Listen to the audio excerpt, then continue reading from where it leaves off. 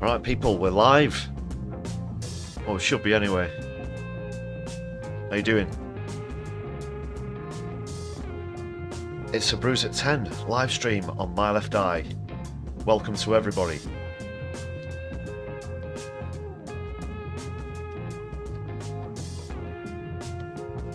Well, where to begin? Where to begin?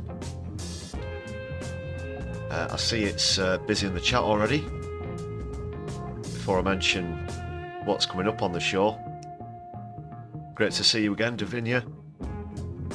Hedy. Got Octo. FSM is the dog as well. Great to see you back. Kit. Very good evening to you too. Mobius. Greetings. Blowsnake, I can see people joining the room nice and early. Great to see you. Wonder Gupta. Fantastic, welcome to you too.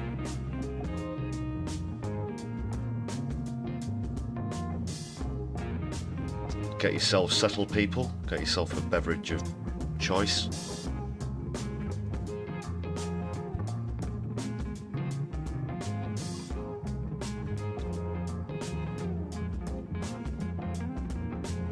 So we've got, well, it's Wednesday, we've got PMQs coming up.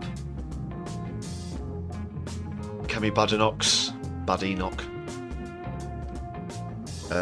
her first turn as leader of the opposition in the PMQs.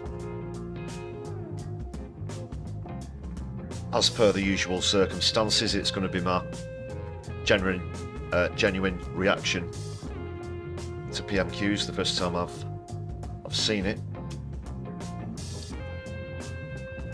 And of course, we woke to the shocking, surprising news that a certain Donald Trump has been re-elected as President of the United States of America. I still can't believe it either. More on that after PMQs.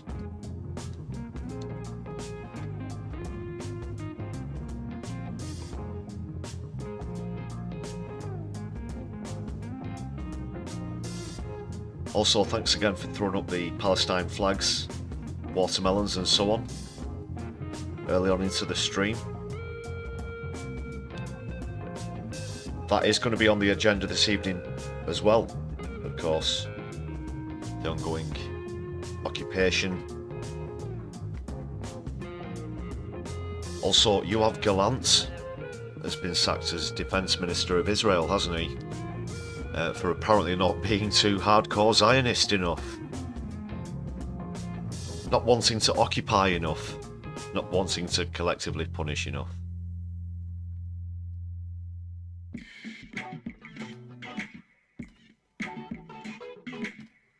So that's on the list of talking points as well.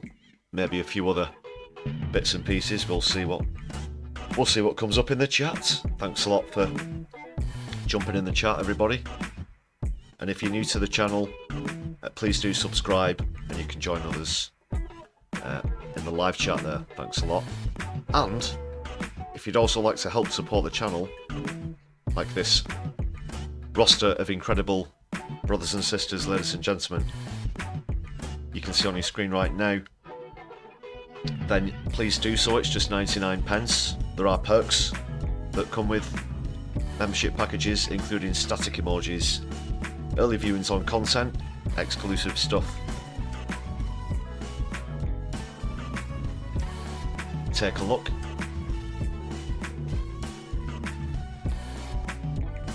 And thanks once again, everybody who's gifted memberships to other viewers recently. It's probably the preferred method of supporting the channel. Or if you're watching back on a replay, super thanks are open as well. Also for live viewers, super chats are open as well. I'll read them all out, as long as they're within terms of service, of course. I won't just say anything. I'm not selling out, you know. I'm not an ultra-capitalist sellout. No, of course. This is a channel from a left-wing perspective.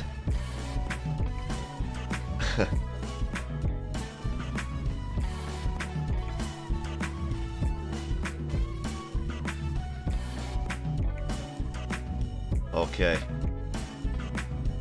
Great to see the chat's pretty lively already.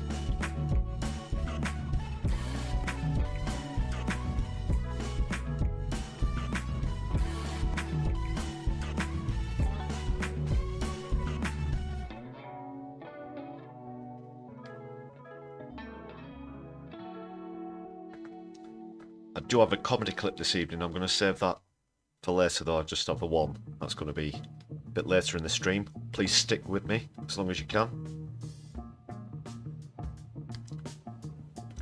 I'll be adding commentary and analysis to PMQs as we go through it. There's also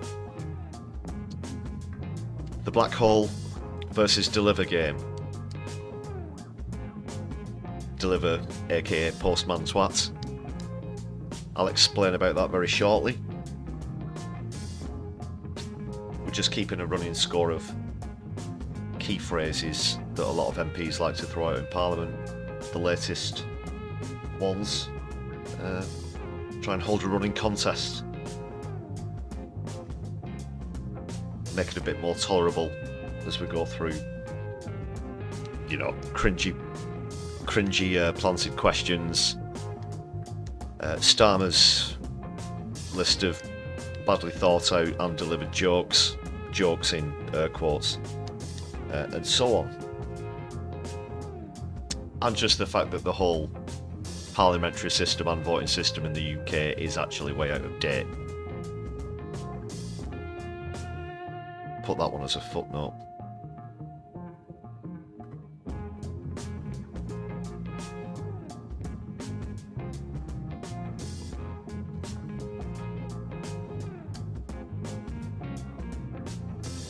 Andy Carter, welcome to the chat. Speaking of chats, you've heard some chatter about a potential coup against Netanyahu.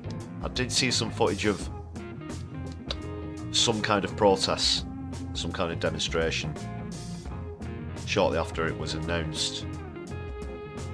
We'll get into that in a bit anyway. But thanks for sharing that. We'll see if there's any substance to it.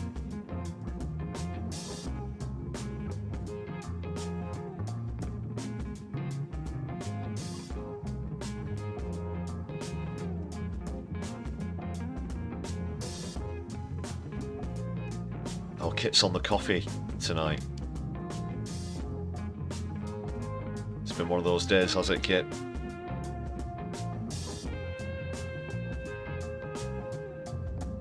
And Wonderguts, yeah, great to see you again.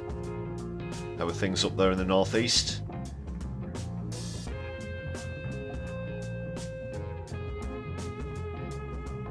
I believe we do have one or two in from the northeast tonight.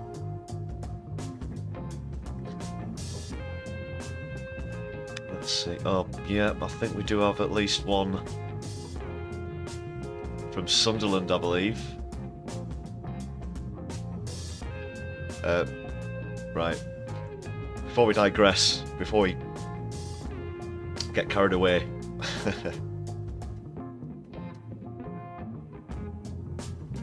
I'll set them off talking about football. We could be here for some time. Right, let's get on with the agenda anyway.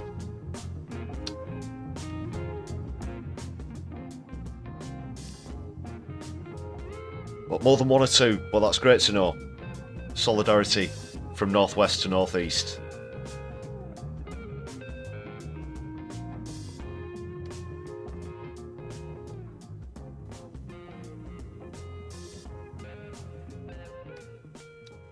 Okay, let's get going with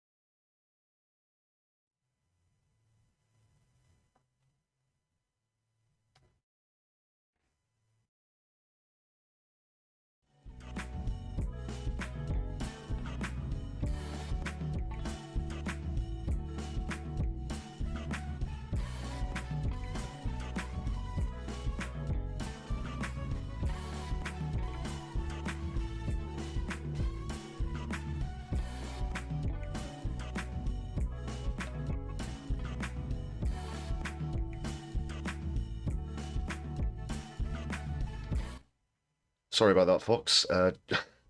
Yeah. Someone just came in abruptly. Apologies. I was explaining the rules for the black hole versus deliver game. So you can see the two symbols in the top right corner there. And we basically keep a count. It doesn't matter, like I said, whether it's Starmer or Labour in particular, any one of them. Just keeping a running count on the latest lexicon.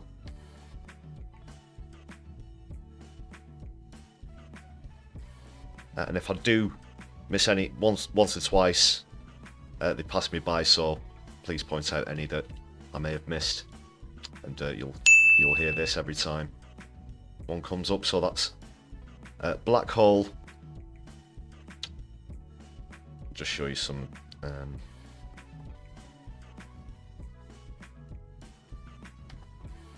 Okay. So that's the black hole.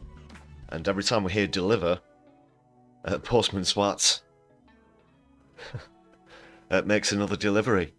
But it was quite a runaway win for the delivers for Postman Swat last week. So we'll see. Could this be the revenge of the black holes? If black hole takes another walloping tonight, I might consider changing that one to make it a bit more competitive. It could be a sort of winner stays on kind of format over a certain amount of PMQs. So that's pretty much it. I'll just reset the score to 0-0. Oops, just have to move that across. It was such a massive win. Last week we got into double figures, which evidently I didn't prepare space for. But it did go across into some of the budget statement as well, which is why it was so high scoring. Okay. Let's kill the background music and commence.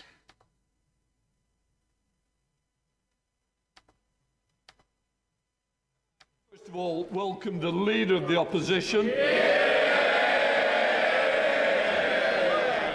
I wish you well as Leader of the Opposition. I now call Dame Caroline Dinenage. Question number one, Mr. Speaker. Prime Minister. Mr. Speaker, can I begin by congratulating President-elect Trump on his historic election victory? As the closest of don't allies, waste any time the arse UK kissing, and US will Keith. continue to work together Goodness. to protect our shared values of freedom and democracy. And having had dinner with President-elect Trump just Right, a few weeks ago, I won't rant I there. look forward to working with him in the years to come. May I also welcome the Leader of the Opposition to her place. My fourth Tory leader in 4.5 years. Starmer called Trump Working with her in the interests of the British public. and that's what was it, a fascist in a wig once, and now this. Look at the state of it. And people across the country will come together to pay solemn tribute to those who made the ultimate sacrifice, defending the values and freedoms that we enjoy today. And I'm sure the entire House will join me in paying tribute to them. Mr. Speaker, this morning I had meetings with ministerial colleagues and others. In addition to my duties in this House, I shall have further such meetings later today. Dame Caroline. Thank you very much, Mr. Speaker. My constituent Susan is going to miss out on her winter fuel allowance this winter because she's just £10 above the pension credit threshold. So as well as losing out on this vital money to keep her house warm, she also doesn't get the £150 warm home discount. She doesn't get the £169 free TV licence or free NHS prescriptions. For the sake of a tenner, Prime Minister, is this fair? No, it's not. Mr. Speaker, we passed a budget which was to fix the foundations of this country and to rebuild our country. And one of the issues we had to confront was the £22 billion black hole. Wow. I was just going to say, well, I'll change the score first. So that's a 1-0. Black hole takes the lead. And funnily enough, I was just about to point out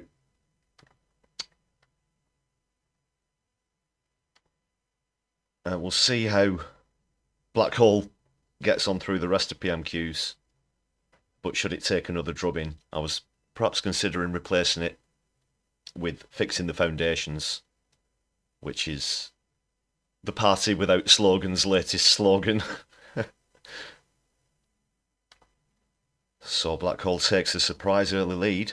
That's against the run of play from last week's result. It was left by the last government. We've taken the tough decisions. That will stabilise our economy. That means we can commit to the triple lock, and that means that pensioners will be better off seeing the increase in their pension they would have been under the party opposite. Jacob Collier. Thank you, Mr. Speaker. Every week I meet hard-working families in Burton and Uttoxeter who are juggling raising their children and their family finances when they hear the party opposite and its new leader say that maternity pay has gone too far. They are terrified about what this means for them. To ease the worry felt by thousands of hard-working families, can the Prime Minister please commit that he has no plans to change maternity pay or to roll back the hard-won rights of working families?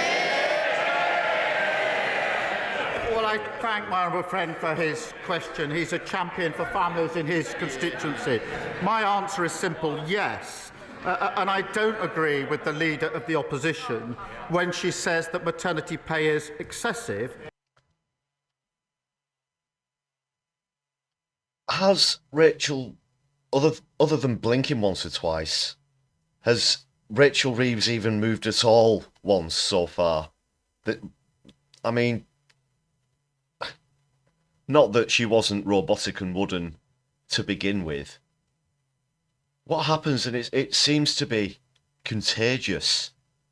I'm reminded of Bridget Phillipson's announcement that I mentioned on the last live stream as well. What's with that? Are you in the room, Rachel?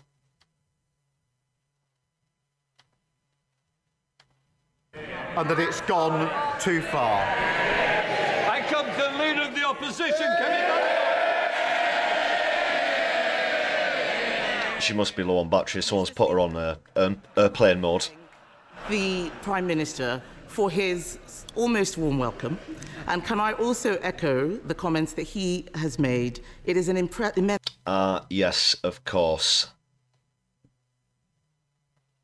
Priti Patel returns. There she is to the right of Badenoch as we look.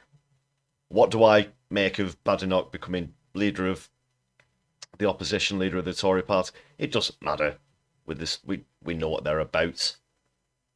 The problem with Starmer being a Tory himself and imitating so many of the policies following the neoliberal playbook and so on is that it ironically gives the Tories a lot of mud to sling at Labour, legitimately as well, legitimately. They are in fact contradicting their own style of policy when they do so, but considering they're in opposition, that's all that they can do. But it's just a slurry of hypocrisy on both sides now. That's what happens when both sides are fully compromised by the right wing.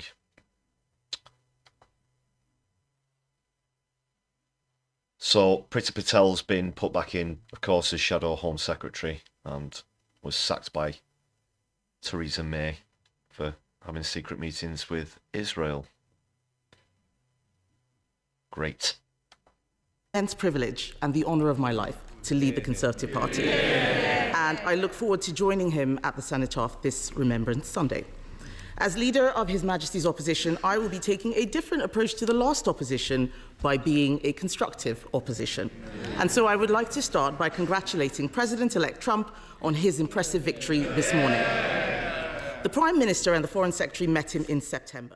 Did the Foreign That'll come Secretary back and take haunt the you all. opportunity to apologise That'll for come back making and haunt you all. and scatological references, including, and I quote, Trump is not only a woman-hating, neo-Nazi sympathising sociopath, he is also a profound threat to the international order.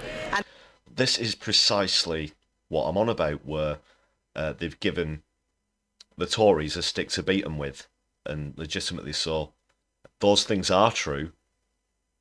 Lammy was a massive critic of Donald Trump, protested against his state visit to the UK a couple of years or so ago. Well, it was however many years ago it was. But I've actually got some of his old tweets captured. We'll go on to that later when we talk about the Trump election. And it's the same for Starmer as well. As I mentioned, called him a fascist in a wig. And now here they are on the hands and knees kissing his fucking feet. And if he did not apologise, will the Prime Minister do so now on his behalf? Mr. Speaker, there will be many issues on which the Leader of the Opposition and I disagree, but there will be issues that do unite this House on national security. Yes, Wonder Guts, I've noticed that myself. The perma-smirk, quite far removed from Reeves's static robotic position as well. Angela Rayner looks like she's going to fall asleep half of the time. But then again, she does have to sit next to Keith for quite lengthy periods. Discussed a number of issues of global significance. It was a very constructive exercise. Mr. Speaker, the Prime Minister did not distance himself from the remarks made by the Foreign Secretary, and I'm very sure that President Trump will soon be calling to... It's true though, David. Even a liar like Kemi Badenoch has got you nailed to the wall with this one. Come on. You can't undo those tweets. It was an LBC as well. He and his government can be more than student politicians by asking the Speaker to extend. Can they show that they can be more than student politicians? Order. Mr. Perkins, I don't need to anymore. Your voice curries, it's like mine, too loud. Thank you, Mr. Speaker. Will the Prime Minister show that he and his government can be more than student politicians by asking you, Mr. Speaker, to extend an invitation to President Trump to address Parliament on his next visit? Mr. Speaker, the Leader of the Opposition is giving a masterclass on student politics. But seriously, Mr.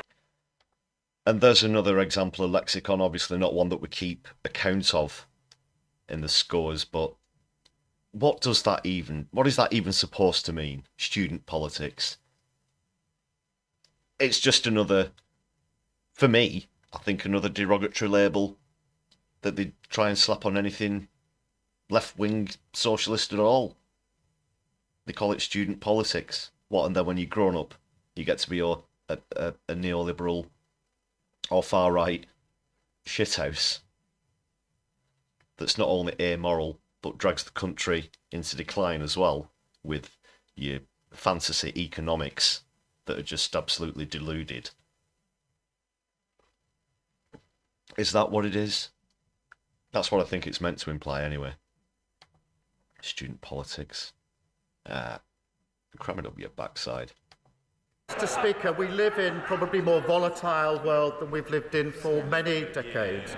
It is absolutely crucial that we have a strong relationship, that strong special relationship forged in difficult circumstances between the US and the UK. We will continue to work, as we have done in the 4 months in government, on issues of security, our economy and global conflict. Mr. Speaker, he does not answer the questions. Just read the lines the officials have prepared. He's working on global conflict, all right, in the sense that he's working on supporting global conflict by funding and arming it. The US is our single biggest trade partner. Given the risk of increased tariffs on UK exports, which threaten our manufacturing sector, will the Prime Minister commit now to continue the negotiations on our free trade agreement with the US, which the Biden administration cancelled when they came into office? Prime Minister. Mr. Speaker, of course we will discuss issues of our economy with the President-elect, as we already have done. Economy... Well, here's one for you, Keith. You're at the dispatch box, but you'll probably want to be sitting down when I lay this one on you. Trump is Mr. Tariffs. I think that's a moniker that he's given himself recently. He said that he's going to be massively increasing tariffs for foreign nations. That's us, by the way, Keith. 2 Americans were a foreign nation. And having left the customs market and so on, we're forced to do more trade with countries like the United States. And that's going to put a massive dent in the growth of the UK economy, your precious economy, your capitalist Bible. The economists being the new high priests of the world, as it were, even though none of them can actually properly agree on what money is. So how do those two things match up? How do they, go together? Working on economic progress with Trump, who's going to tariff us, right up to the neck. So, go figure. Security and global conflict are issues of real significance that ought to unite this House. But when it comes to the economy, what we've done with our budget is to fix the foundations after 14 years. Return to economic stability of the £23 million black hole. Oh, another black hole there. It's like at this point, it's like a poem or mantra that they recite now. They're fixing the foundations of the delivery to get us out of the £22 billion black hole change growth. It's just... They're not even trying anymore, are they? They're not even trying. So that's 2-0 for black hole.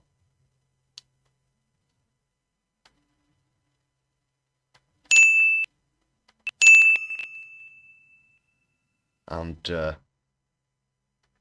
just change the score. Crack on.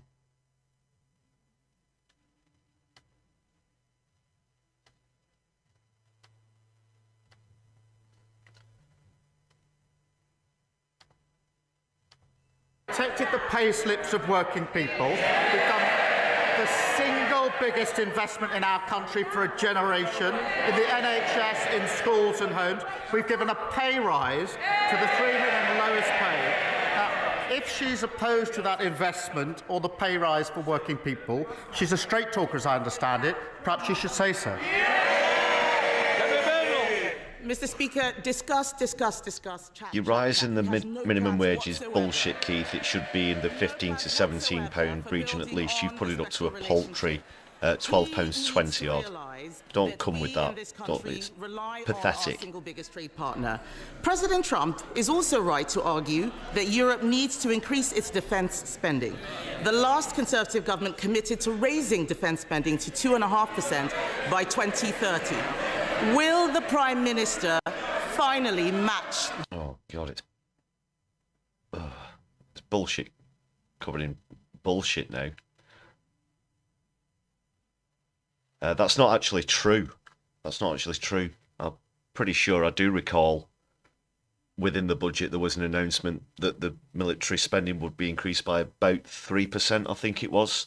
And that was to bring it in line with a target as a percentage of GDP. I can't remember the exact percentage that it was supposed to be, but I think it went up by about as good as 3%, 2.9 or something like that. Pretty sure. This commitment. Mr. Speaker, there is no more important duty than keeping the people of this country safe. And it was the Labour government that signed the NATO treaty in the... But, of course, there is no money to keep people, elderly, retired pensioners warm this winter, as was pointed out earlier in PMQs so easily by a Tory, of all people, that just being £10 over the line, the threshold in the means-tested system, means them losing essential winter payments worth hundreds of pounds. Oh, but there's more. Just war, yeah, blank checks, flying out the printers, all these blank checks for war.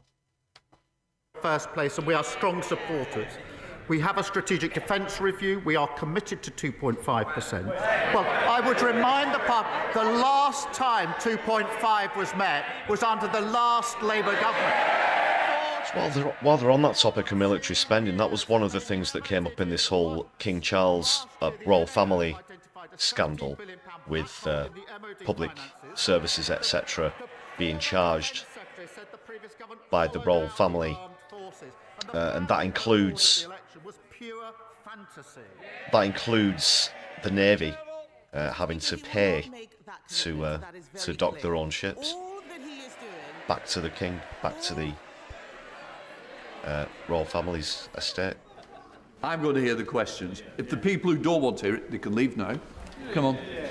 Mr. Speaker, he will not make that commitment, and yet the world is getting more dangerous. His Chancellor's budget did not even mention defence. The Chancellor's budget last week... You're making it more dangerous, idiots. ...of Bidenomics. It turns out that a high-spending, high-borrowing, high-inflation approach is less Bidenomics? That's not even the right country, Kenny. Urge her to change course, or is he determined to be a one-term leader? Prime Minister. The one thing I learned as Leader of the Opposition is it's a good idea to listen to what the government is actually saying. I think she just said that defence wasn't mentioned in the budget. It was 7 days ago that it was absolutely clear and central to the budget, as was economic growth. We are fixing the foundations. We're giving a pay rise to millions of people. We're picking up the mess that they left, 22 billion. And a tax it's a crap pay rise. And cost, you know, prices are going to go up. Prices for goods are going to go up now because of how they've gone after small businesses in Middle England. To a previous policy that it's excessive. Mr. Speaker, I was the one who raised Should be going for the big guys. Business secretary. The super I have a wealthy. strong record on this, but we need to make sure that we balance the books. His scripted lines are showing that he has not even listened to the budget himself. So I will try a different question. Perhaps he can give something that is unscripted to the people watching. Farmers across the United Kingdom... Mr. Speaker...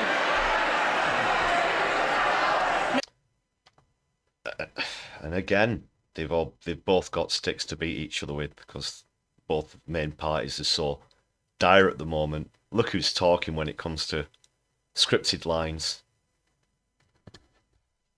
14 years we had of that with the Tories. So that is pretty rich. That is pretty rich coming from her. But again, she is right, because that is exactly what Starmer's doing now. Mr. Speaker, Order! Yeah.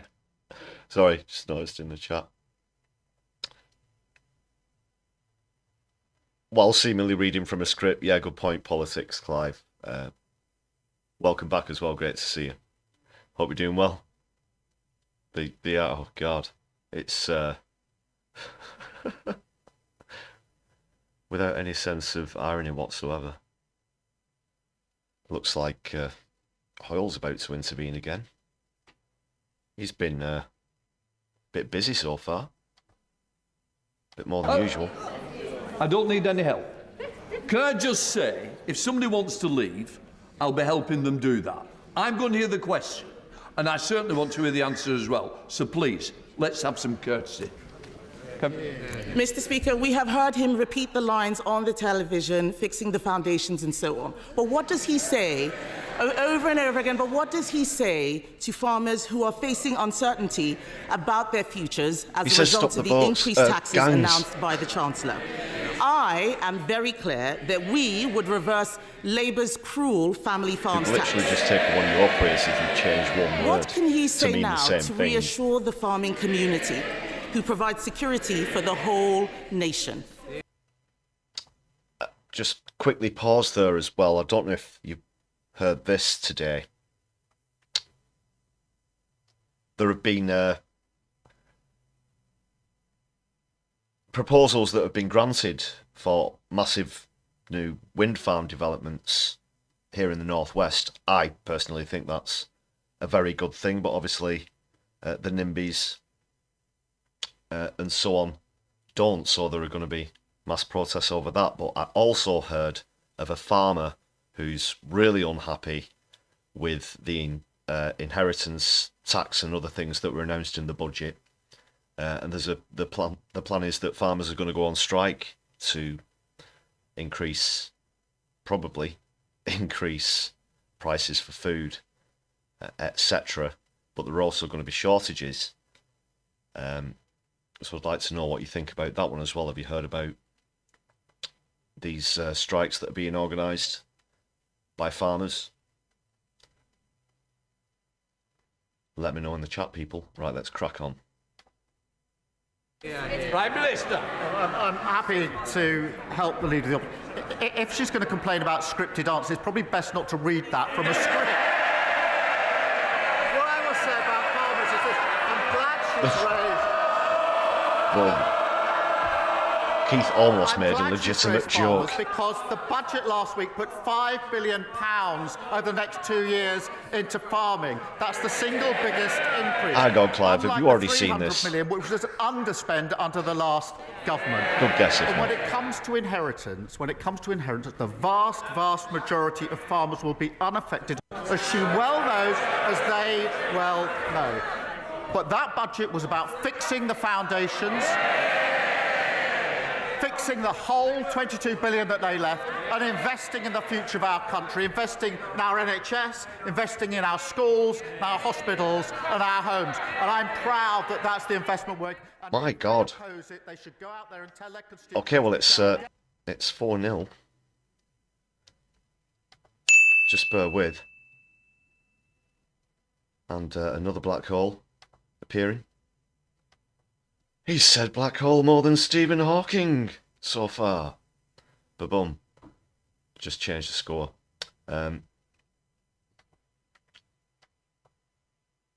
Surprised there hasn't been a single deliver yet.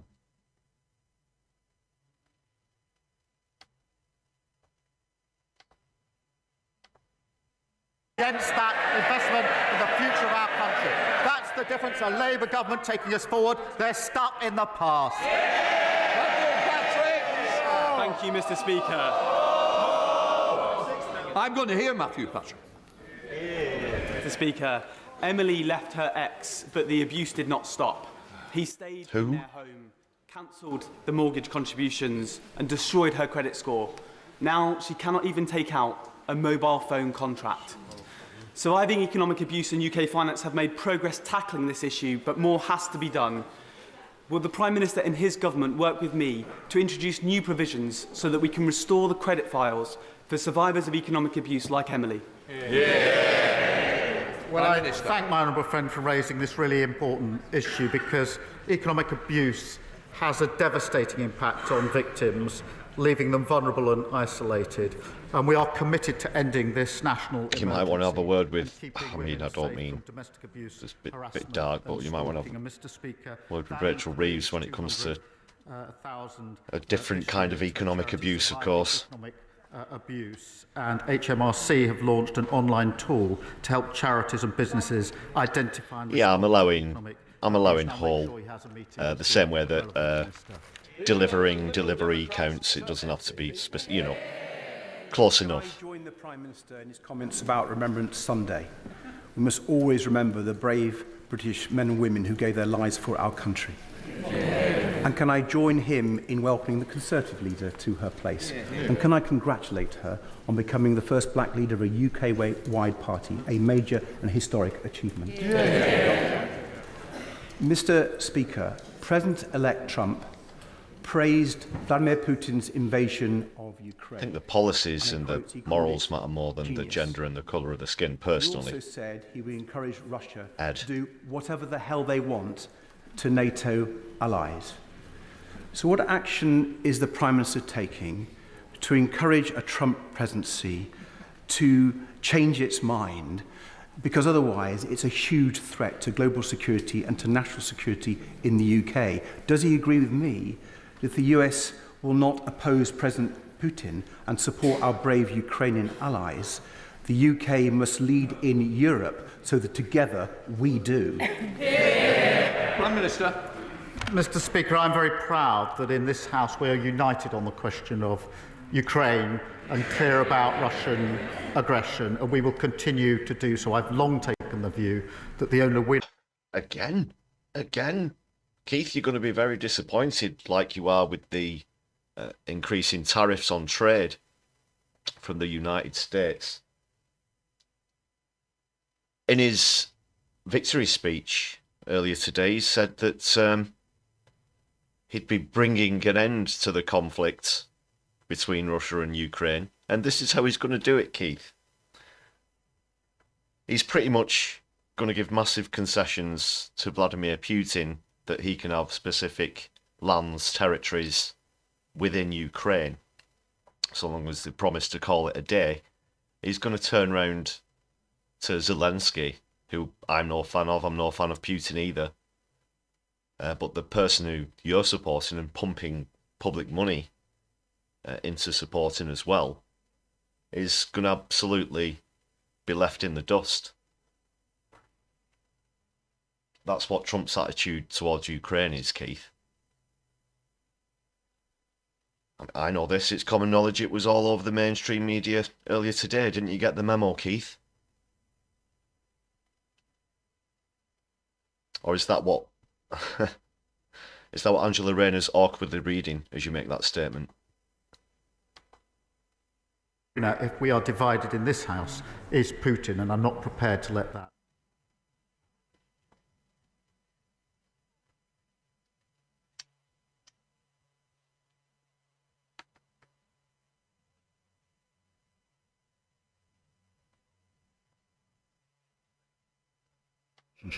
It's Red David.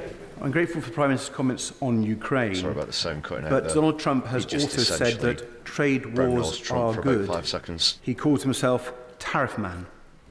People are really worried that Trump trade wars and tariff will damage our economy, damage businesses, and hit the cost of living here in the UK.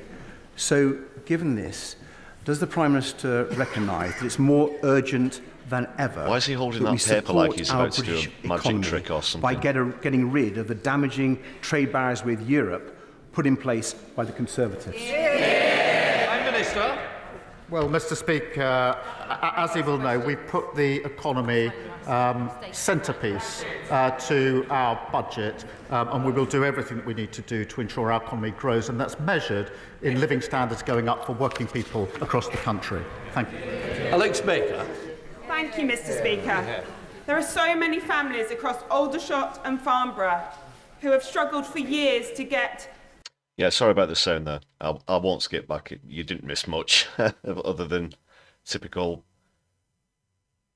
We will work with Trump, who I earlier criticised, and will be absolutely awful for Ukraine. Their children, the need they help with special educational needs. It is therefore shameful to read misguided claims that autistic people may well get better treatment and receive economic privileges and protections made by the Leader of the Opposition. Will the Prime Minister stand with families of autistic children and distance this government from those awful words? Prime Minister. Mr. Speaker, I'll leave the Leader of the Opposition to respond to those words. As the recent NAO report exposed, under the previous government, children with SEND were being failed by the system. And this has come up, I think, now 5 times in the last 2 or 3 weeks at PMQs. It's clearly a serious issue. Our focus will be ensuring every child receives the right support to succeed in their education. Never mind that in the last few... Like, Postman Swat's taking an absolute drubbing here, Keith. Come on, can you not help him out? Considered one of the most dangerous places in Europe to be a woman. In the last 4 years, 24 women have been killed. But one of the most dangerous places for women and girls is online. I also want to pay tribute to the work of Belfast and Lisburn Women's Aid, who are tireless in their advocacy for women. So what is this government doing to keep women and girls safe online, not just in Lagan Valley, but right across the United Kingdom? Prime Minister. Well, the right honourable member is right to draw attention to this issue. Ask your mate Donald for that. He's actually been convicted of it. Keith. Oh, I've got so many sticks to beat you with tonight now. Metaphorically, of course. Commend her honesty and figuratively in speaking out about her own experiences and her dedication to creating safe spaces for women in her a serious issue. I don't mean to We make must light. create a safer world online for women and girls through the Online Safety Act, mitigating the risk of illegal content and activity which is abusive or incites hatred. Bill Cole. Speaker, everyone in Southwark will benefit from the positive measures in the budget last week, especially the thousands on the minimum wage getting a real terms increase to help themselves, help their families. It should have been £15 5 years ago, plus we've had massive inflation since then. You do the maths yourself, Neil Coyle, but I think it's way behind what it should be. And increase it in this Parliament as finances allow. Prime Minister. It was in other parties' manifestos. Transform the labour market with the national minimum wage, something which was opposed by the party opposite at the time. And sadly, they don't seem to have changed. I was surprised by the comments of the Leader of the Opposition. I was surprised to see the new Shadow Business Secretary say the minimum wage, and this is a quote, something legislators pass to make themselves feel good. I disagree, and I'm very proud of the fact that this Labour government has raised wages for 3 million of low-paid workers, and I expect the party opposite to welcome that. George Freeman. Thank you, Mr. Speaker. After 14 years shaping the UK's long-term strategies for life science, agri-tech, fusion and space, I welcome the government's industrial strategy. But too many of our great companies are being bought out by our competitors. To build the industries of tomorrow here, we need to unlock some of the hundreds of billions in UK pension funds in the city, only 3% of which are now investing in UK equities. With the new Lord Mayor making this a priority and the Mansion House speech imminent, will the new government commit to see through the last government's reforms to unlock British capital for British R&D growth?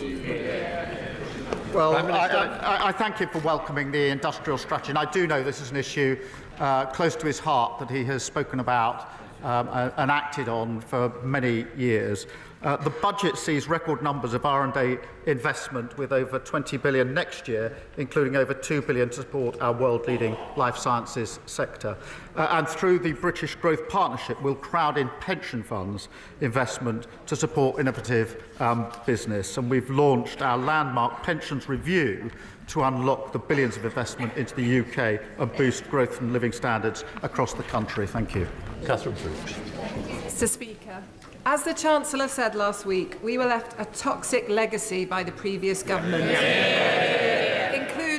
including rivers filled with polluted waste. Will the Prime Minister put the River Wye into special measures by designating it a water protection zone?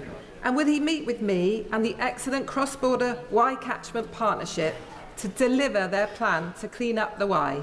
Prime Minister.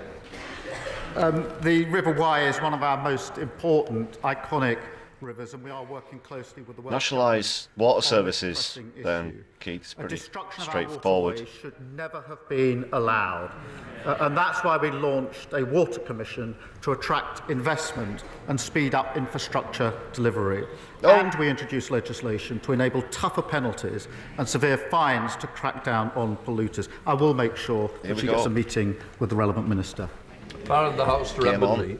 It's quite bits off the mark. As a good lawyer, I know the Prime Minister will want to listen to the evidence. So if the evidence mounts from experts in organisations such as the NFU that smaller family farms of average size, 250 acres, are going to be severely impacted by this tax, in a spirit of compromise, will he listen to the evidence, keep an open mind, and perhaps be prepared to raise the thresholds to preserve our family farms? You know, he's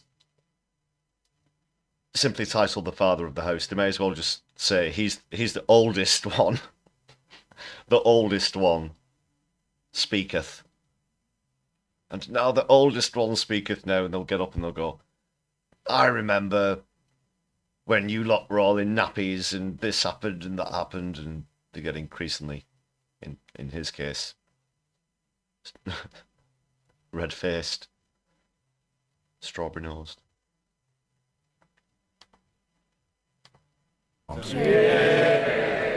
Mr. Speaker, we are listening to farmers, and the Environment Secretary and the Treasury Ministers met with the NFU on Monday of this week. We have taken a fair and balanced approach. The vast majority of farms will not be affected by this. But what I will also say this, having grown up in a rural community, I know that rural communities also need an NHS that's back on its feet. They also need schools that their children can go to and homes that their families can afford to live in. But we will continue to talk to the NFU and others. Well, they're not going to get that if you continue in landlordism and hardly doing piss-off social housing.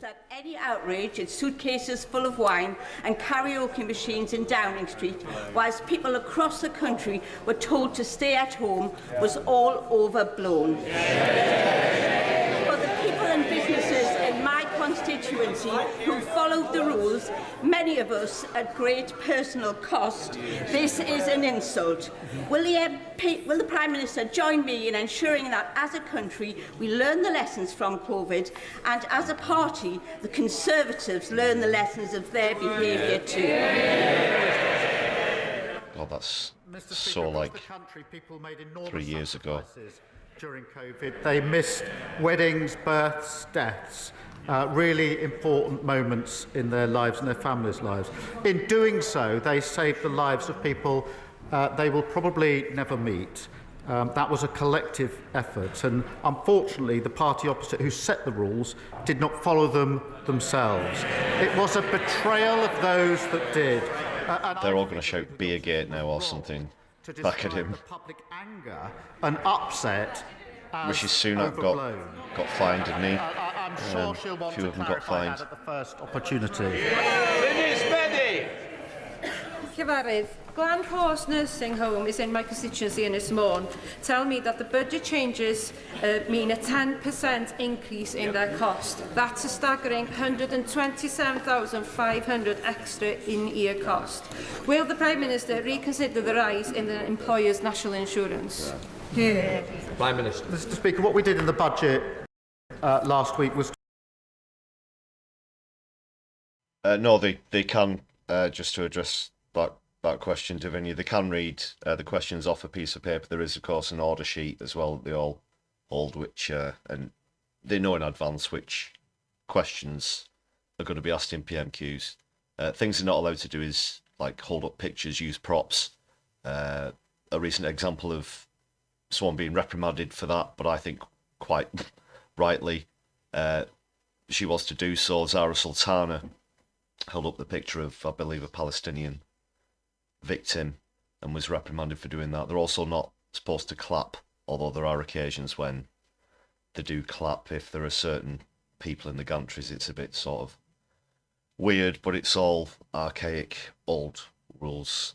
But yeah, there's nothing wrong with reading your question from a piece of paper.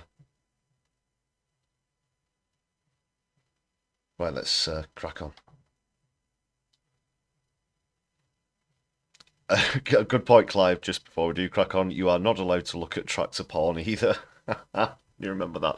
Oh, what was his name? What was his name? It'll come to me in a second. But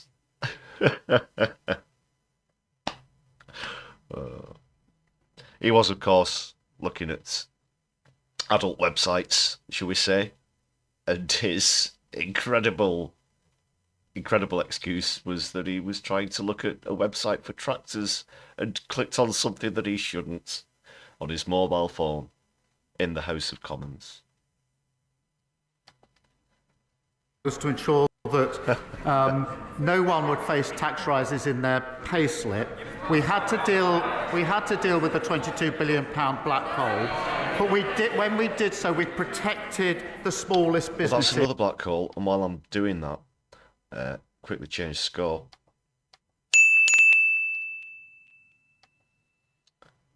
Bringing it to 5-1 now.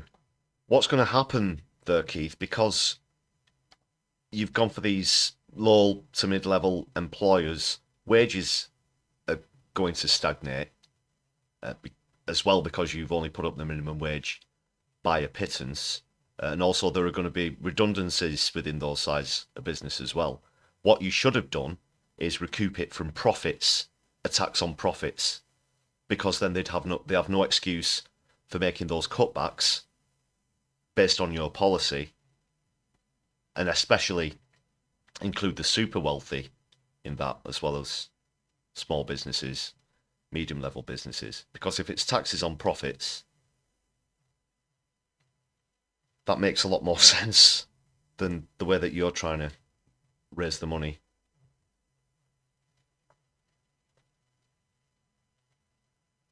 So it doesn't really give you a legitimate opportunity to gloat about it benefiting employees.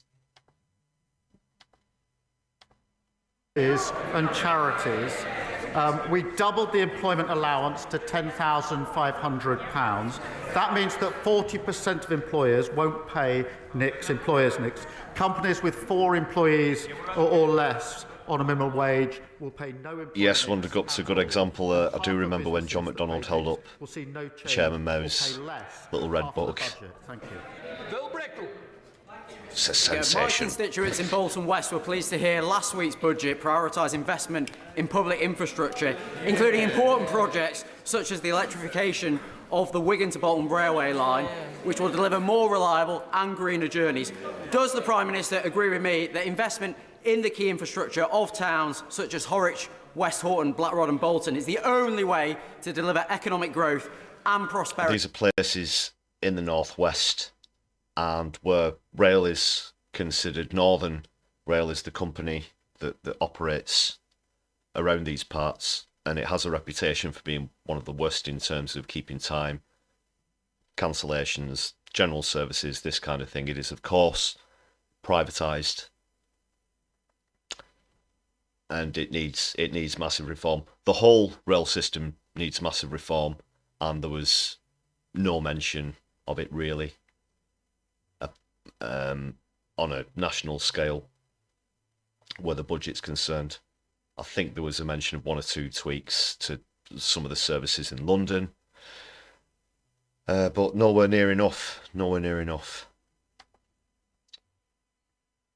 We need better, cheaper rail here in the north, and I'm sure that you do as well, wherever you're listening from.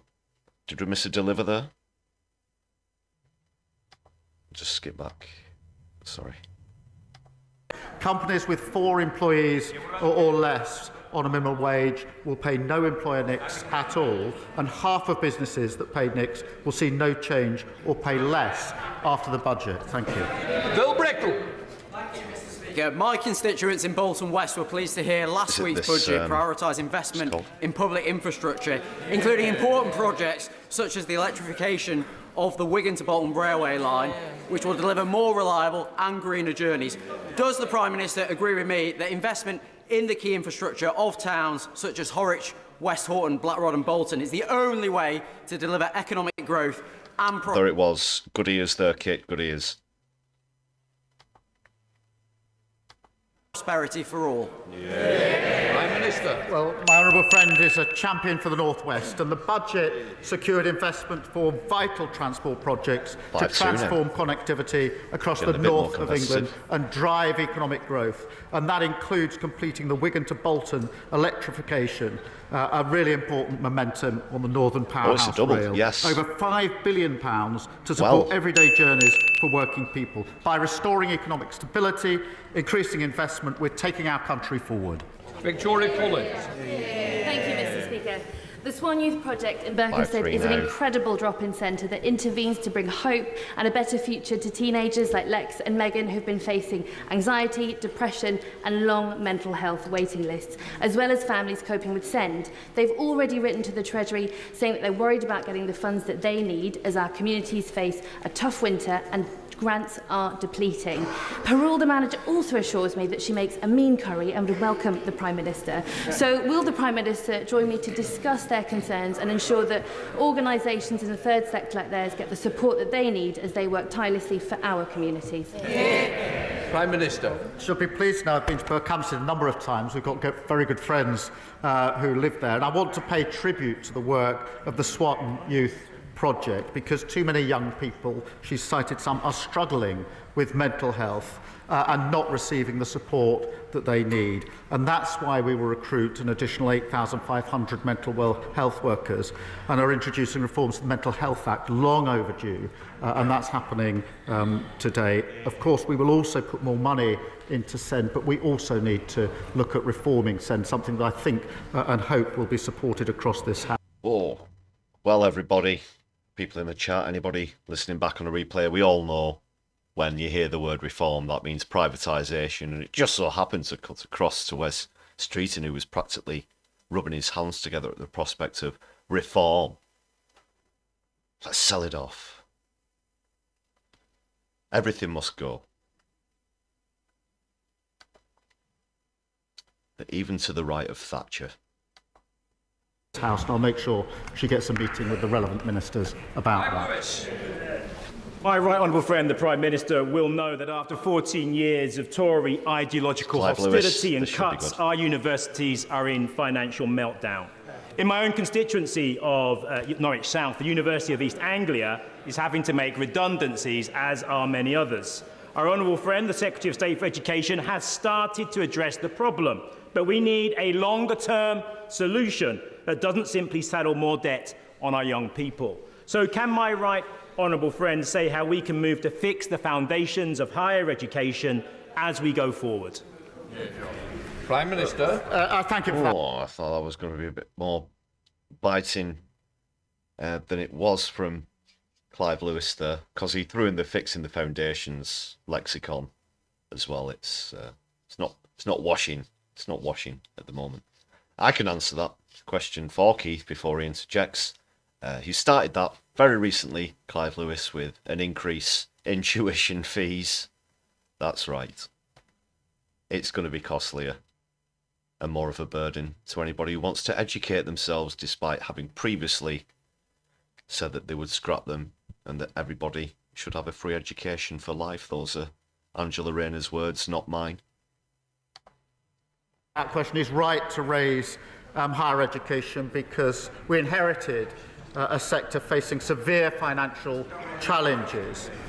Universities have suffered real terms decline in their income, and the gap between disadvantaged students and their peers is the highest on record. We've had to take tough decisions to put that on a secure footing, but we are also taking the step of easing the living pressures by increasing the maintenance loans, which is worth £414 extra per year. Thank you, Mr. Speaker. Alex Brooke. Hamilton, former sub-postmistress and constituent of North East Hampshire, has long been campaigning along with Alan Bates for compensation following the Horizon Post Office scandal. Can the Prime Minister give an exact time frame? We're on the SNP yet, have we? Not Stephen Flynn. I'm grateful to her for raising this important issue because a commitment was made to properly compensate the victims of this scandal. Unfortunately, regrettably, having made that commitment, the party opposite, when in government, didn't allocate any money to that compensation. Her constituents will be pleased to know that we have changed the approach there. We've set out the compensation within the budget, a transparent budget, an accountable budget, and we'll make the payments just as soon as we can. Cloncal Crichton. Speaker, may I quickly echo the Prime Minister's sentiments to that other son of Lewis, though I wish I had woken up today in the Isle of Harris. My constituents there face long delays, cancellations and loss of service because of the SNP's incompetent handling of ferry procurement. In last week's budget, the Scottish Government received a record settlement. Can I urge the Prime Minister to tell Scottish ministers to use that to improve public service in Scotland, to invest in the NHS in Hill and Year, to build schools in places like Barra, and to finally fix the ferry fiasco? Fix the foundations of the ferry fiasco, delivering change to plug the black hole. Since devolution. That includes £3.4 billion task force, the Barnett formula, a fuel duty freeze, an increase to the national living wage, benefiting his constituencies and all those across Scotland. And the result of the budget is now clear. The SNP in power in Scotland have the powers, they now have the money, they've got no more excuses. I saw a projection, or was it a poll? No, it was a poll, I believe, and you know, I take some of them with a pinch of salt about voting intention in Scotland. And even though Labour have only been in power for just over 100 days now, they look set to get absolutely wiped out in Scotland at the next general election. They've not lent Labour the vote for very long, it seems. They're already less than impressed.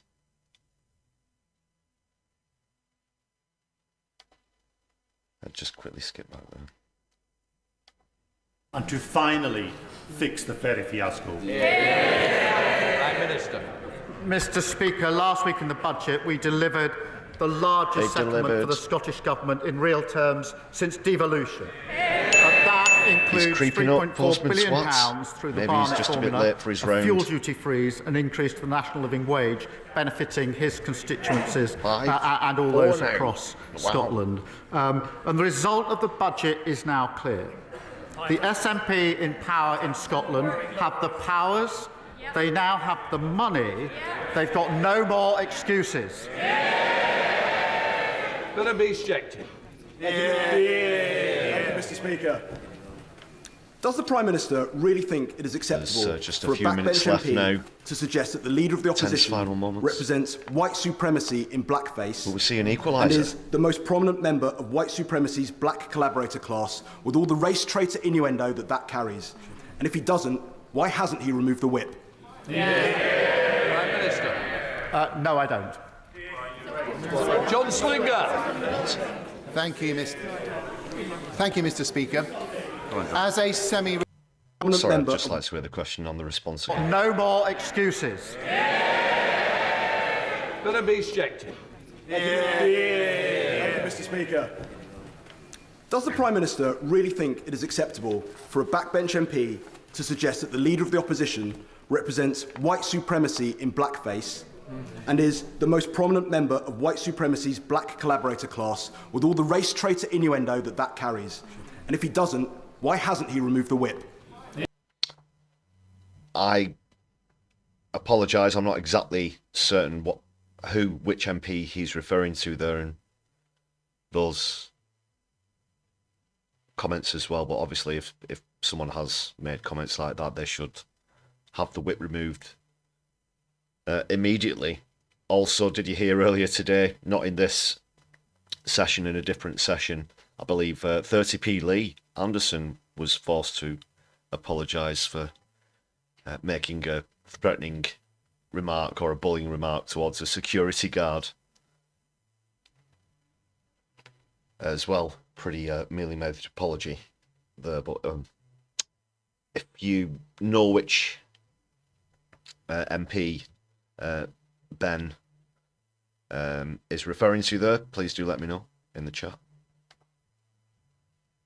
Prime Minister.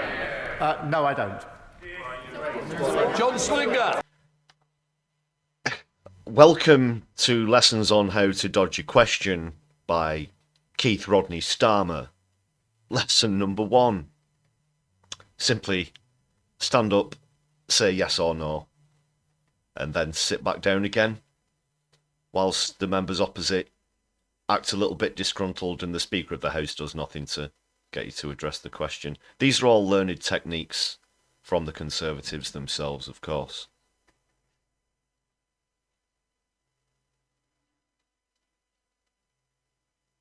Was it Dawn Butler? Was it Dawn Butler who made those remarks about Kemi Badenoch?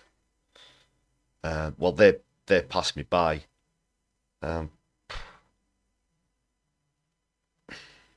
Okay, so from Dawn Butler's point of view, we know that the Conservatives have some very far-right views.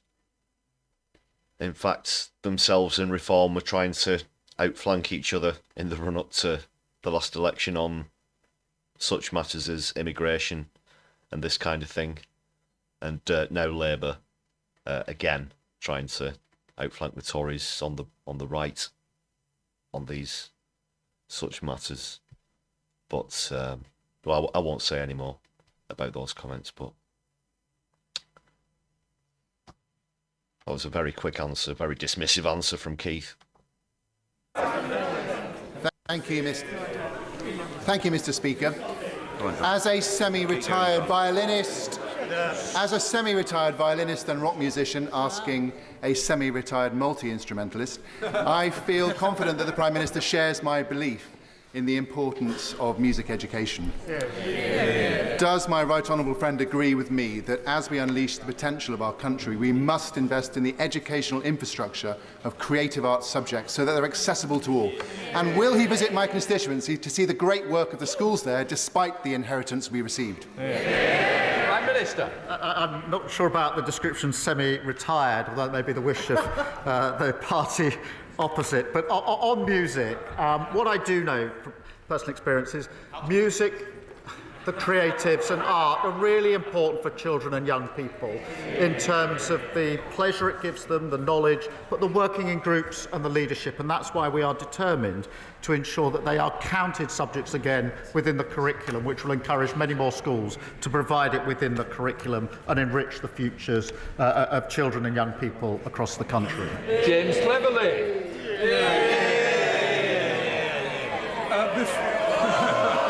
Right up in the back there now, James Cleverly.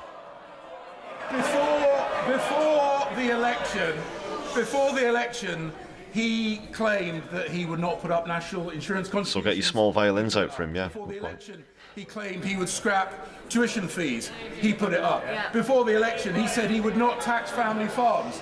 He's taxing family farms. Will he address his party's growing reputation for dishonesty by making good on his commitment to close the Wethersfield Asylum Accommodation Centre in my constituency? Mr. Speaker, we're keeping the promises we made in our manifesto. His problem is he can't add up. If he could add up, he might be down here rather than up there, and we'll take up the issue in his constituency. Douglas McAllister. Thank you, Mr. Speaker. Monday of this week marked the 7-year anniversary of my constituent Jagtar Singh Johal's arbitrary detention in India. Can the Prime Minister assure me that he and his government will do all they can to secure his immediate release and bring him home? Yes, we're absolutely committed to pushing the Government of India on this really important case. And the Foreign Secretary has raised it and will continue to do so, and we'll make sure that we speak to him as we do. Right, that completes Prime Minister's questions.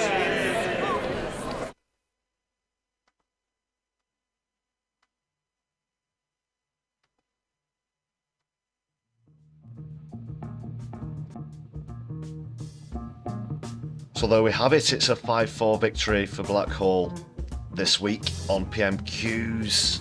Looked like there might have been a bit of a comeback from Postman Twats. Much of a closer contest than last week though, but the £22 billion Blackhall just about pipping it there. thanks for the shout outs in the chat. There were one or two that I missed there. So what do we make of Kemi Badenoch's first turn? I've seen worse.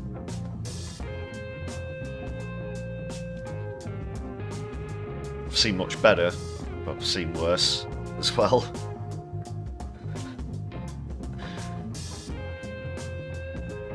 Yeah, have you been missing James Cleverly Floor Snake? Well, made a bit of a return. There was no...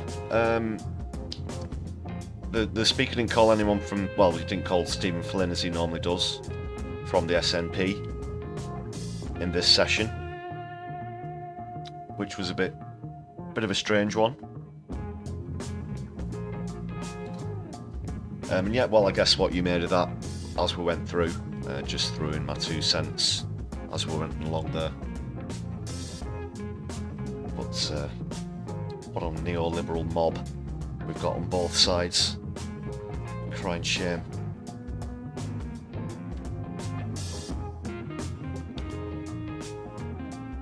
Please do let me know what you thought about that PMQ session in the comments as well if you're watching back on a replay. Also, super thanks are open. You might also like to consider supporting the channel for just 99p.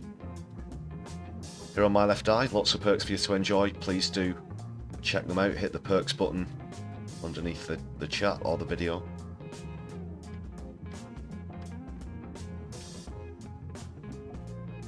Make sure you've hit the thumbs up button as well, everybody who's watching.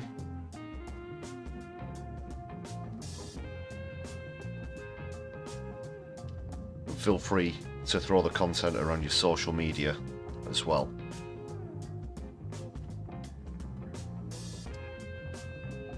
So given that was such a close contest between Black Hole and Deliver, I think I might just leave that as they are for now.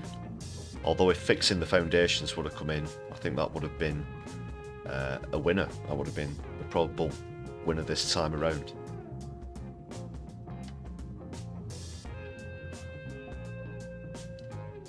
Not that I'm saying that Keith and the entire Labour Party are somewhat predictable, of course. Oh, won't hear of it.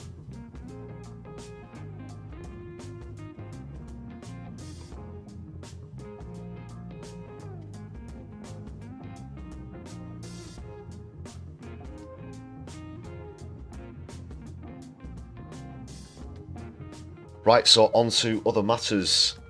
One other pretty big matter, that is the Trump victory in the United States election. I was quite surprised. I thought this was going to be really drawn out in terms of the announcement, the result being announced. And lo and behold, we woke this morning to the news that Trump was just a few seats away, or electoral college votes, if you prefer, from victory, with Kamala Harris somewhat trailing behind.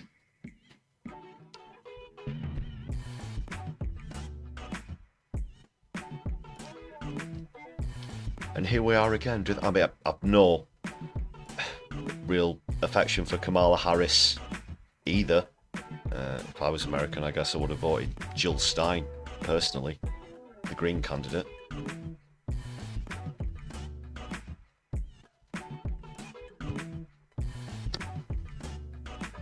And then as Harris was due to do a speech, it was announced that she wasn't. She gave a speech just shortly before I came onto the live stream. Actually, I was watching that. I think that started at about 9:15.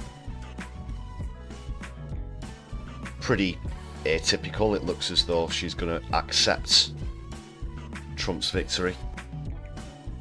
Although I've seen a few things going around social media, this recount hashtag has been doing quite well. I don't know how much there is in that. A few people have been saying that certain numbers don't add up. I definitely don't want it to lead down the sort of path we saw after the election that Trump lost, when Joe Biden unseated him, and the insurrection that followed that, obviously not.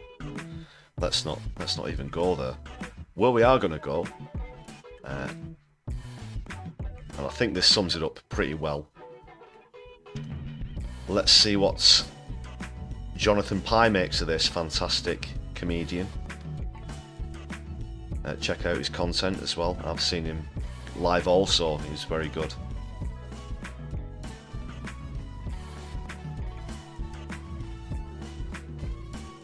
So yeah, this is going to be Jonathan Pye's take.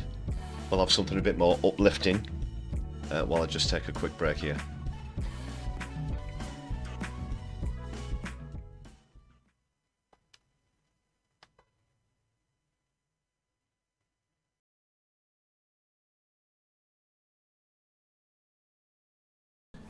I'm not having a liberal meltdown.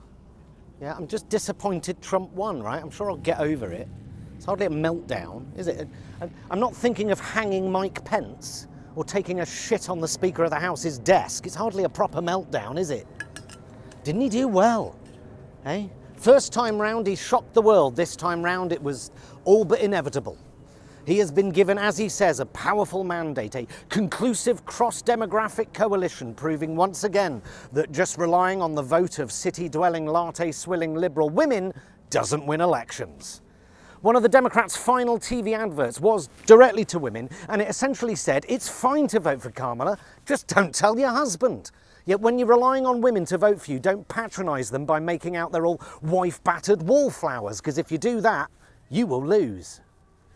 So what we're doing? An explainer of the results. What? Like he fucking smashed it. And she just spunked a couple of $1 billion up the wall on the most limp-dicked campaign in history. Something like that, you know. How long have I got? Okay. What about if you're genuinely trying to understand why America would vote for a convicted felon, a fraudster, a known liar and adjudicated rapist who paid off a porn star with campaign finances and then lied about it? Stay tuned. All election, I've been asking, what are her policies? And the answer from Democrats has invariably been, well, what are his? Which is no answer at all. They had all the reasons not to vote for one candidate, but no reasons to vote for the other. Nothing on policies, nothing on immigration, no attempt to persuade the electorate that economically America is doing rather well, actually, thank you very much. Once again, the Democrats have absolutely failed to effectively address the concerns of millions of Americans, particularly the millions who voted for Trump before and just voted for him again. Kamala Harris has completely ignored a genuine beef these people have. A huge section of America thinks the state is corrupt and wields too much power over normal people's lives and just serves the rich and the powerful. And they're not wrong. Trump didn't create this belief, he just used it. He harnessed it to his own ends, but he is the only person talking about these things. He's voicing concerns that nobody else is. And when Donald Trump says he plans to dismantle the deep state and reclaim democracy from Washington, that might sound chilling or perhaps a bit authoritarian, but to many normal, sane Americans, that sounds amazing. Taking a flamethrower to governmental institutions is a genuinely attractive offer to millions of Americans. It's not about left or right or good versus evil. It's not about MAGA. It's not about religion or abortion. They just feel powerless. They feel the state doesn't protect them from injustice. It just protects itself. And Kamala Harris has completely ignored the issue, handing Trump the keys to the White House as well as the Senate and possibly the House in the process, whilst thinking we're right and he's wrong and that's good enough for us. Shame on them. The feeling all across America is at least he's going to do something. At least something will change. If you're going to go head to head with a man who is willing to lie through his teeth to get elected, who will say anything to get elected, then you better have something better to say yourself. Instead, all we got was this puke-inducing on the sofa with Oprah bullshit. This election is about joy over hate. It's about lifting people up. No, it isn't. It's about who is going to actually do something. Change something. You can't just run on sunshine and lollipops and just not being the other guy. If she's not going to do anything meaningful, then why vote for her? And it's almost like no one gives a fuck which rich Hollywood A-listers are supporting Kamala Harris. It's almost as if unless Katy Perry, Harrison Ford, Beyonce, Taylor Swift, Eminem, DiCaprio or Clooney have got a new film or an album out to plug, then no one gives a fuck. What are her policies? How's she going to help me feed my kids? What's she going to do about the border? Fuck all. She doesn't have to do anything because she's just been endorsed by Sean Bean, Orlando Bloom and Dick Van Dyke. No one cares. Trump had Dr. Phil and Hulk Hogan, and he still fucking won. And with real-life Bond villain Elon Musk beavering away on X, spreading a flurry of slurry across the Gooniverse, and Jeff Bezos crouched in a filleting position ready to receive the royal orange cock of the tax-dodging multi-millionaire felon who's now running the show, America is now a fully-fledged plutocracy. So no real change there then.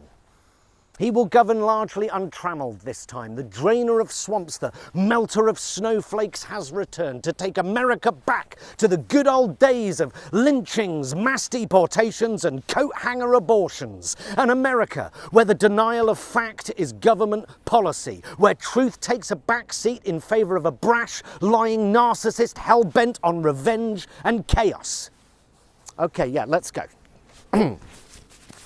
Well, a decisive win for Donald Trump. The Democrats have a lot of soul-searching to do. However, the Democrats did make history by getting the first out transgender person elected to the US Congress. So it's not all bad. A small but significant gain there. Yeah, really great stuff from Jonathan Pye. Absolutely spot on with a lot of the points about why this was more a case of the Democrats throwing away the election than Trump being absolutely magnificent and irresistible and people falling out of the seats to vote for him. It's not just one issue, it's a lot of things, like he said, the lack of communication with common issues, which, despite being a proven liar, Trump said as well. But again, just trying to appeal to ordinary workers.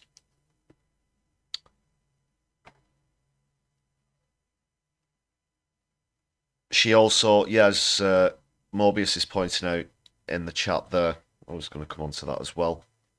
She literally said that she wasn't going to change policy in terms of policy from what Biden was doing now. She originally took over because Biden was struggling in the polls. And if you're not going to change any of the policies, I don't see how you're going to expect to make any significant gains, let alone overturn the disadvantage and be victorious come the election. It just doesn't make any sense. And that's why people have apparently, now it seems, chosen to elect a bewigged what's-it who's been bankrupted 6 times, been through more scandals than you can count, indictments and so on. But also as well, on the issue of Palestine, there were a few moments where you could say that Kamala Harris maybe threw away this election. One of them being the I'm speaking moment. You familiar with that clip?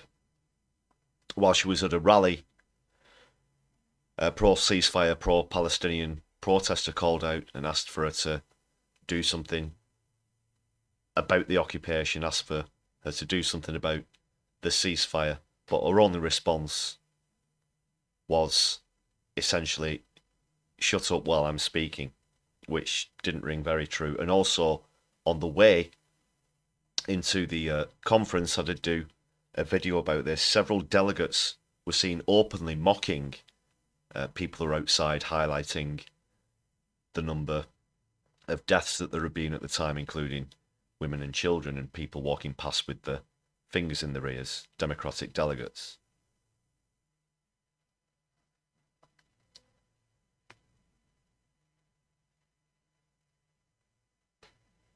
And all, yeah, it was just cacophony of mudslinging. Personality-wise, what can you say? I guess those who do support Trump, his personality, for some reason, seems to be a large part of the appeal. But even though I've not been keeping a microscopic eye on the US election in the run-up and in the campaigns, at least, I have noticed a few examples that have been pointed out to me where Kamala Harris is attempting to relate to the crowd. And have you seen the clip where she's complaining about leaving lipstick marks on the coffee cup and telling the incredible, amazing story about asking her aides if something can be done about this as well? Not that Trump isn't culpable of gaffes, that is. The apparent attempted assassination attempt, or attempts as it has been, with other people being apprehended. In other examples, I'm not sure how much of a factor that was, whether Trump managed to garner much sympathy from that. Sorry, I'll just bring up the background music because I'm blabbering away.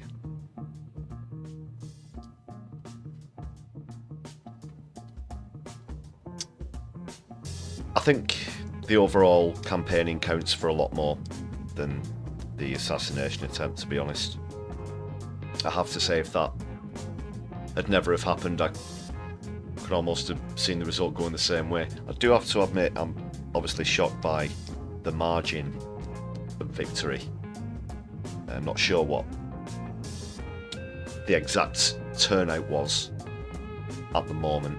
There are still a few seats to be announced, of course, but it's going to be a clear victory for Trump. Unfortunately, he's also got control of the houses as well, it looks like, and he's won the popular vote.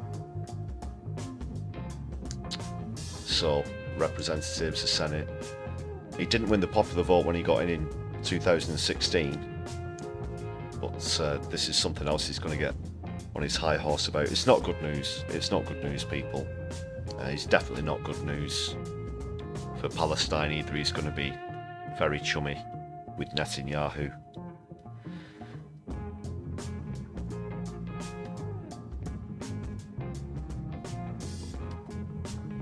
Just while I'm on that topic, I mentioned during PMQs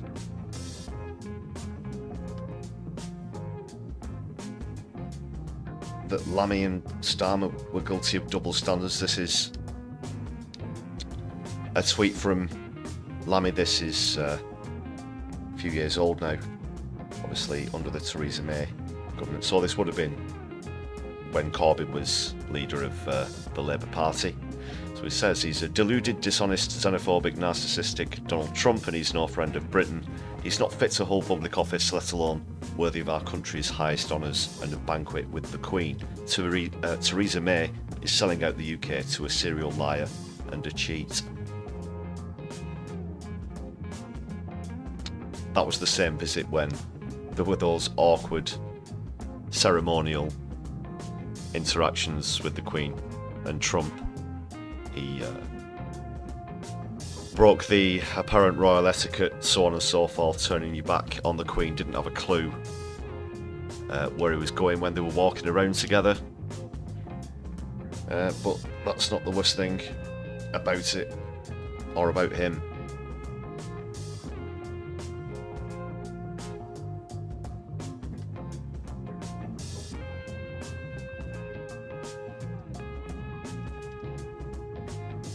Quite right, Andy.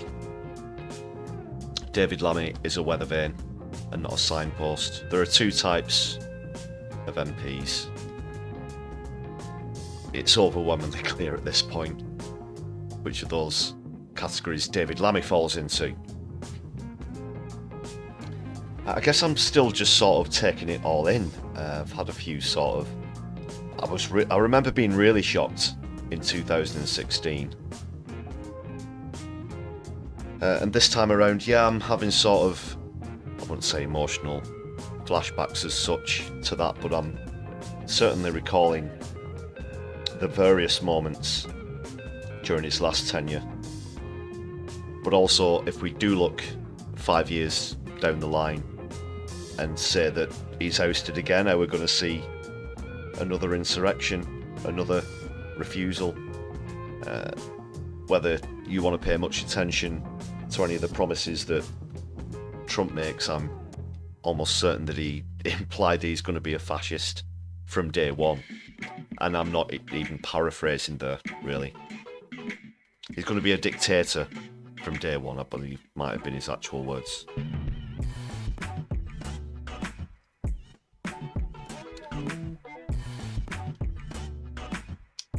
So yeah, I'm still taking it in.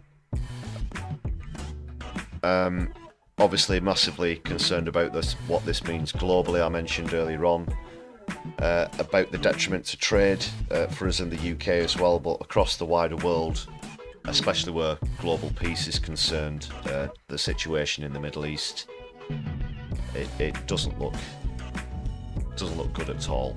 It doesn't look good at all.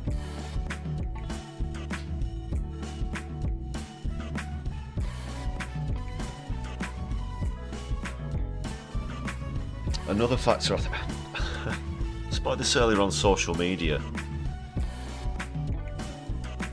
They were almost, that is the Democrats, trying to point this out as a good thing, as a positive thing.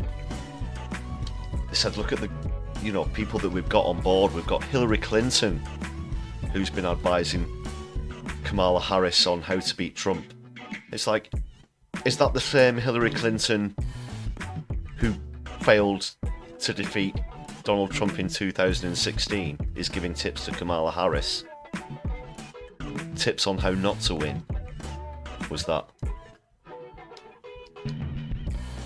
And good point, Kate, we've got JD Vance as the Vice President now. Oh. Well, last time around it was Mike Pence, now we've got JD Vance. Trump likes VPs who have NCE at the end of the surnames, apparently. Going off of the small amount of data that we've got so far. But yeah, just back to my point, so I can imagine Kamala Harris sitting and nodding along with Hillary Clinton, you do this, you do that, or perhaps even in a deluded way, she said, oh well, this is where we went wrong, and so you do something different, you do the opposite, whatever it was. But she's completely way off base, because look at how it's turned out. Look at how it's turned out, and it wasn't even close. It wasn't even close. Quickly need to address the fact that apparently so far it looks like a lot of Latino voters, that is to say Latino American voters, seem to have gone along with Trump. You can go figure with that one, obviously. Trump has a massive anti-immigration stamp. Now that I'm on that subject, I'm wondering if the wall is going to go back up. We're going to build another wall. Wall Mark II.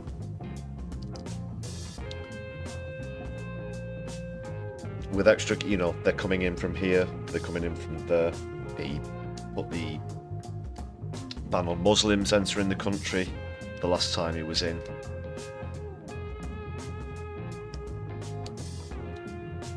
But it does appear that, again, under economic promises, that is why minority groups, Latino Americans, have chosen to go along with Trump. And he's going to come down heavily on immigrants.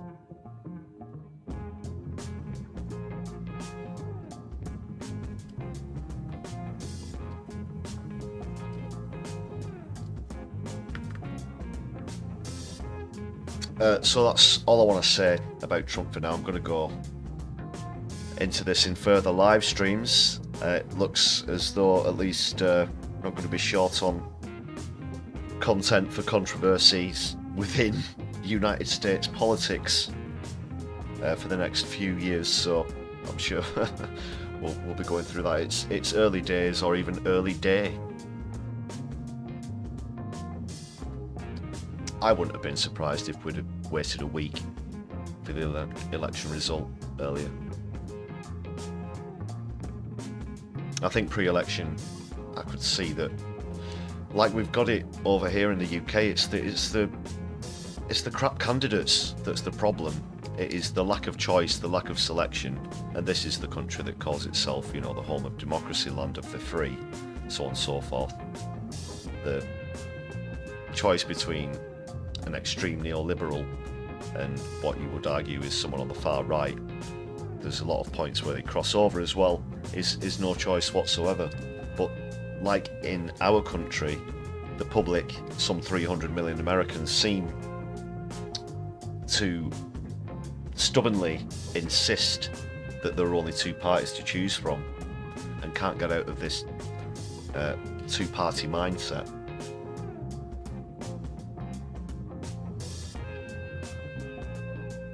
Americans that I've spoken to in the run-up to the election have told me that they plan to vote for Jill Stein or were undecided.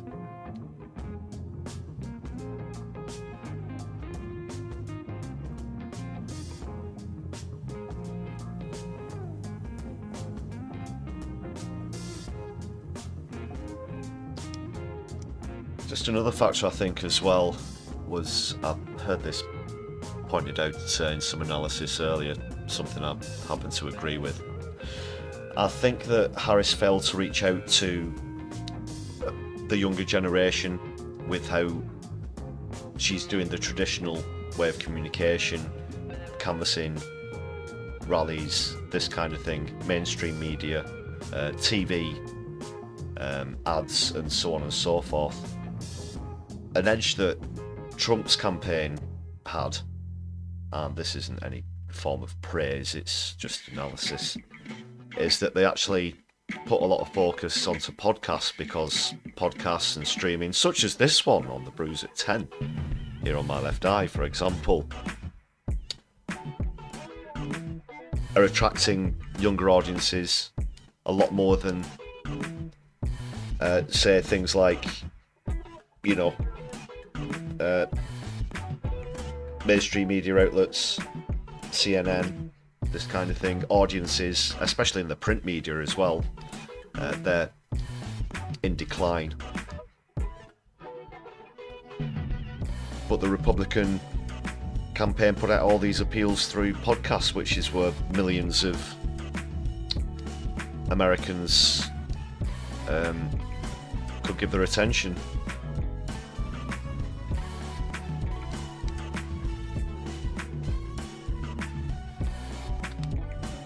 Quite a lot of factors, and the results speak for themselves. You can see the Democrats really done messed up there. They're really done screwed up, guys. That is to say, they really have screwed up, of course.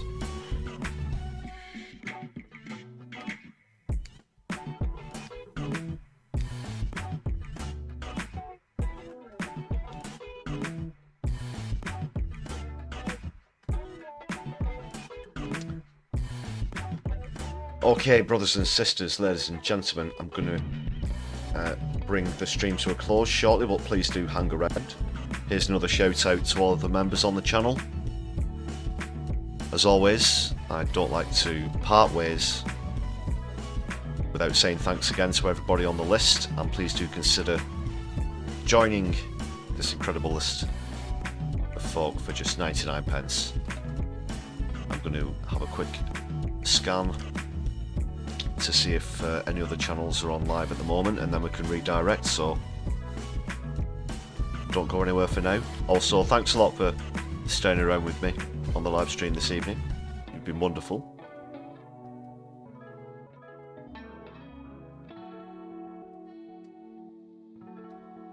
We've got Helena is live on No Justice. Fantastic content. I'm going to redirect over there as well, so please do hang around, guys, and when I redirect, do subscribe to Helena at No Justice MTG, and if you're watching back on a replay, please do so as well. Fantastic stuff from Helena as always, so I've just got that all set up.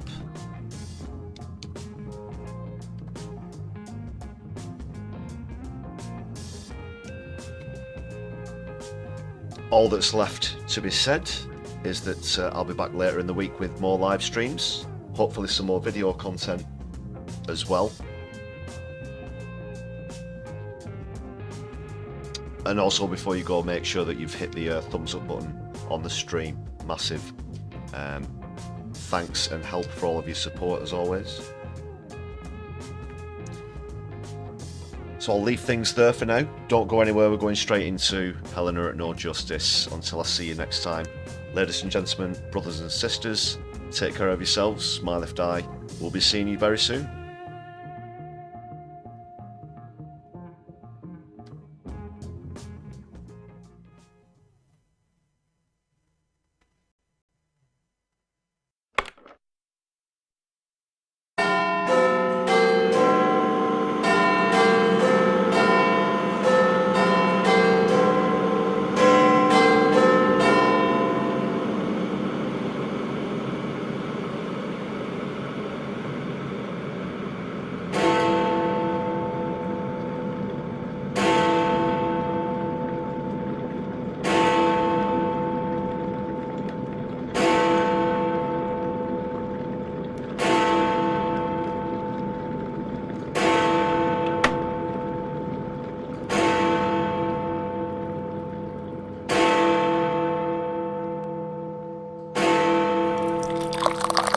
Thank you, Andy Carter, for that gifted membership. A nice way to end the show.